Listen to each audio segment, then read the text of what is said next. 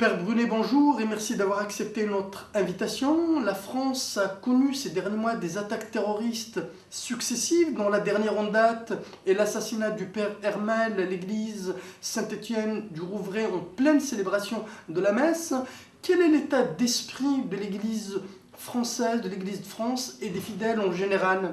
On est évidemment sous le choc. On n'est pas différent finalement de tous les citoyens.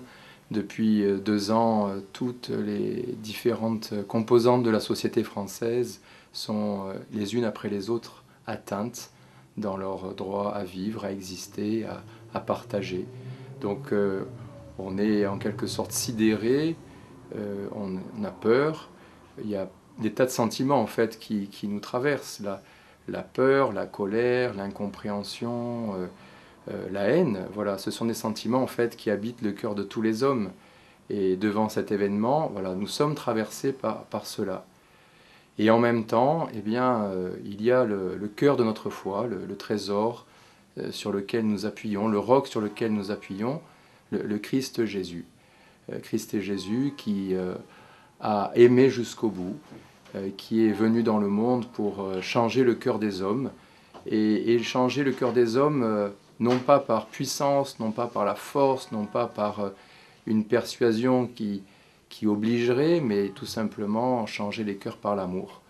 Un amour qui est allé jusqu'à mourir finalement, pour que la haine soit désarmée de l'intérieur. Et vraiment, nous nous appuyons aujourd'hui sur le Christ pour traverser cette épreuve. Vous parliez à l'instant d'un sentiment de haine. Est-ce que c'est une réaction juste épidermique par rapport à ce qui vient de se passer, ou vous pensez que c'est un sentiment généralisé au sein des fidèles? Vous savez, on passe par des tas de phases. Voilà, la sidération, enfin, ça va vite dans un cœur, mais je crois que ça peut habiter à certains moments ça. Et en même temps, ben voilà, il y a l'appel du Christ qui nous dit, eh bien, pardonne à ton ennemi. Et ce qu'il a fait, d'ailleurs, en mourant sur la croix, où lui, totalement innocent, va prononcer une parole qui est en train de changer l'humanité petit à petit. Il dit, « Père, pardonne-leur, ils ne savent pas ce qu'ils font. » Et cette phrase, quoi qu'il advienne des péripéties de l'histoire, elle est là comme un ferment qui, petit à petit, eh bien, transforme les cœurs. Voilà. Alors oui, nous prions. Voilà, nous prions pour justement que le Christ vienne toucher nos cœurs, vienne guérir nos cœurs, vienne les convertir, les transformer, pour que nous fassions comme lui et que face à la haine, eh bien, nous proposions l'amour.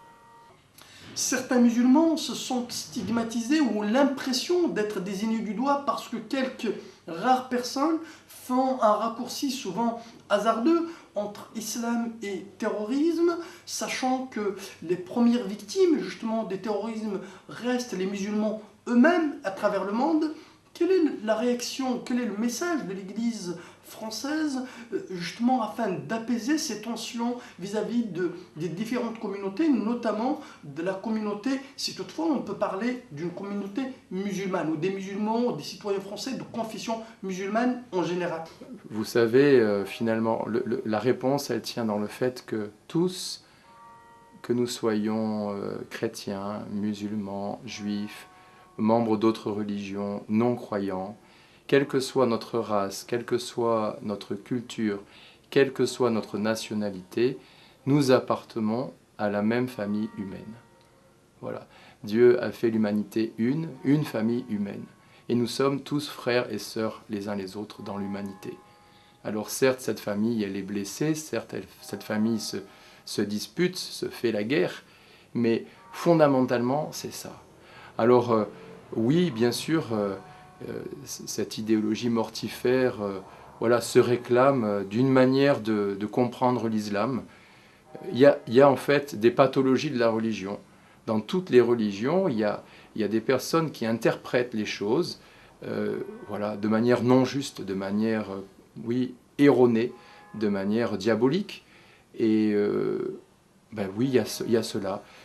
En fait, nous, enfin, en vertu du fait que nous sommes membres de cette famille humaine, nous allons aussi, et on va s'appuyer sur le Christ pour cela, pour aller vers nos frères musulmans, Nous recevons aussi en ce moment beaucoup de témoignages d'amis, de frères musulmans qui nous disent leur honte, qui nous disent leur dégoût, qui nous manifestent leur compassion et leur présence auprès de nous. Il y en aura tout à l'heure à cette messe que nous allons célébrer.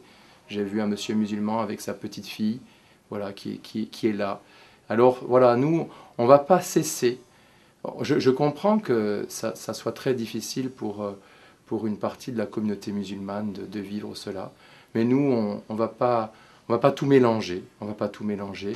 Et on va continuer à temps et à contre-temps à être en relation, à vivre des relations d'amitié, à essayer de se connaître, à essayer de se comprendre. Pour terminer, Père Brunet, quel est le message de l'Église vis-à-vis des différents citoyens, qui soient de confession musulmane, juive, chrétienne, qu'ils aient d'ailleurs de religion ou pas, athée, agnostique? Quel est le message que l'Église souhaiterait justement adresser en ces temps de tension, en ces temps difficiles que traverse la France? Nous faisons partie d'une même famille humaine. Voilà. Ce que je vais dire, c'est aussi que nous sommes très touchés de la présence de tous ceux qui n'appartiennent pas à la religion catholique et qui seront présents. Et nous voulons nous appuyer sur le Christ pour... voilà, nous allons partager le trésor de la foi catholique, la foi chrétienne, à tous ceux qui seront là. Pour dire que nous allons nous appuyer sur le Christ pour, avec chacun, avec tous les membres de ce pays, tous les citoyens de ce pays, eh bien, travailler à établir un monde juste, un monde plus fraternel. Voilà. Ça peut sembler fou, ça peut sembler peut-être naïf, mais nous n'avons pas d'autre solution. Et puis l'histoire nous enseigne que voilà, des situations aussi de haine, de disputes, de guerre, finalement se sont transformées. Rappelez-vous les relations entre les Français et les Allemands, les 3 dernières guerres que nous nous sommes faites. Eh bien, aujourd'hui, on peut parler d'amitié. Et là, il y a des personnes de bonne volonté, il y a des chrétiens, il y a des habitants de ces 2 pays qui se sont mis ensemble pour travailler, pour se connaître et pour se réconcilier. Donc je crois que la paix est possible. Père Brunet, merci d'avoir répondu à nos questions. Vous étiez en duplex depuis la basilique du Sacré-Cœur dans la cité phocéenne. Merci à vous. Au revoir.